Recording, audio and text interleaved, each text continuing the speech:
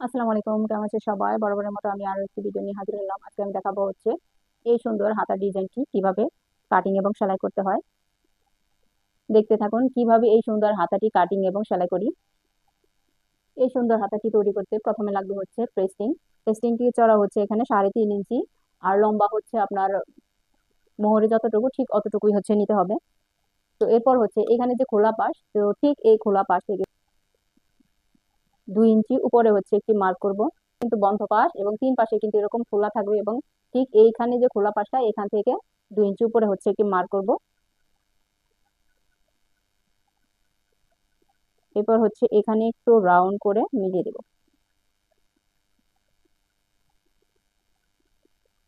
সেটা ঠিক এরকম হবে। পর হচ্ছে দেখুন, ঠিক এই পাশ থেকে 1/2 ইঞ্চি উপরে হচ্ছে একটি মার্ক করব, এবং এই মার্ক থেকে 1.5 ইঞ্চি উপরে হচ্ছে আরেকটি মার্ক করব, এবং এইটুকুর যে একটি মিডল পয়েন্ট সেটি হচ্ছে আমি বের করে নেব। ঠিক এইভাবে করে ধরে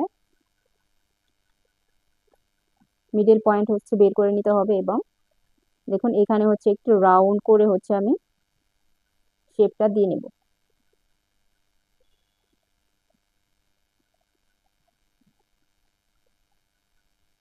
দেখুন এখানে হচ্ছে আমি কিভাবে ড্রয়িংটা করছি, এটা কিন্তু আপনাকে হচ্ছে অবশ্যই দেখে বুঝে নিতে হবে। তো এরপর হচ্ছে এটিকে আমি কাটিং করব।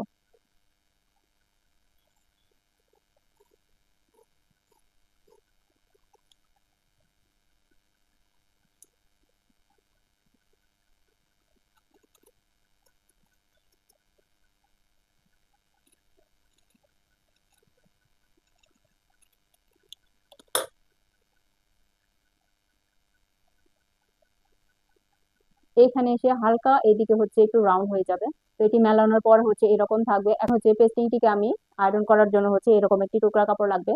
তো টুকরা কাপড়ের উপর এটিকে হচ্ছে আয়রন করে লাগিয়ে নেব। এই তো আমি আয়রন করে নিছি। এই পাশটা হচ্ছে আমি এরকম করে ভাঙা দিয়ে তারপরে হচ্ছে ভাঁজ করে নিছি।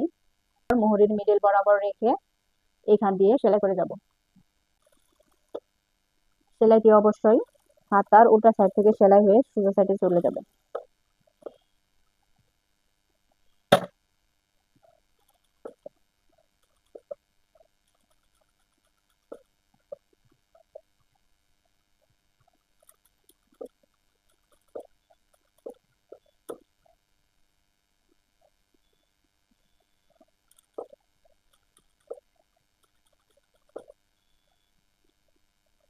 ডিজাইনের প্রত্যেকটা কর্নারই কিন্তু উঠিয়ে নিতে হবে।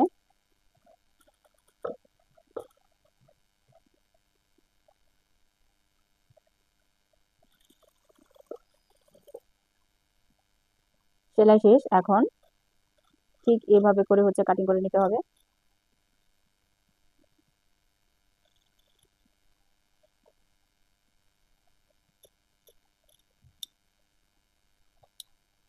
এরপর ছোট ছোট করে কাটিং করে নিতে হবে, নিয়ে করে কর্নারটাকে উঠিয়ে নিতে হবে।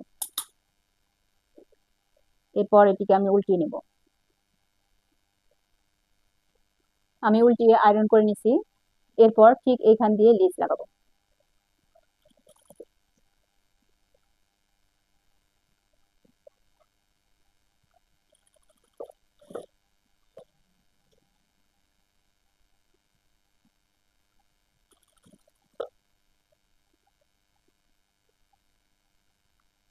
একেবারে সাইড দিয়ে সেলাইটা করতে হবে।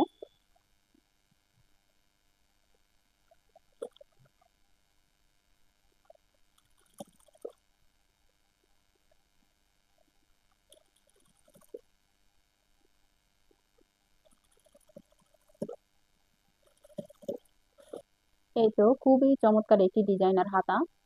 এই ধরনের হাতা খুবই সহজে বানিয়ে নিতে পারেন। আজকের মতো এই পর্যন্তই। আল্লাহ হাফেজ।